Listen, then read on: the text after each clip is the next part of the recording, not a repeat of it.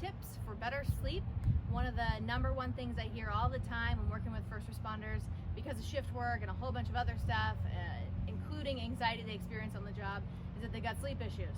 So very quickly, some stuff that can help you is, first off, wind down. Don't just assume you can go from on to off.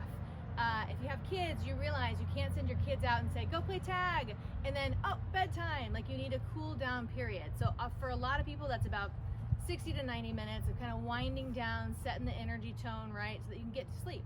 Another tip is, if you've been in bed for 30 minutes or longer and you still can't fall asleep, more than likely you're going to start to get frustrated. So get up, go sit somewhere, go read a book, then try again later. You don't want to associate your bed with frustration and not being able to fall asleep.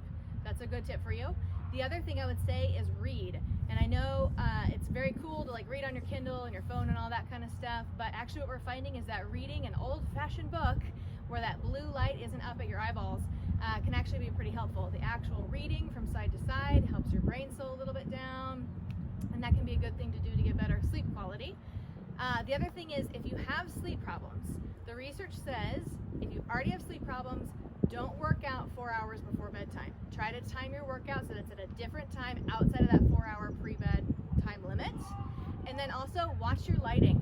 A lot of times we'll have really bright lights on in the house, and that's just not natural for our body to be able to go from lights on to lights off.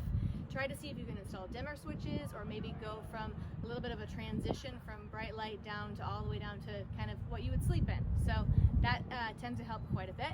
Also, avoid heavy eating right before you go to bed, and then alcohol. And I understand a lot of times people will say, but I use alcohol to get me to go to sleep. Well, if you're doing that, you might have another problem, because actually alcohol makes it so you can't get into deep restful sleep. So watch those things, and hopefully you'll have better sleep.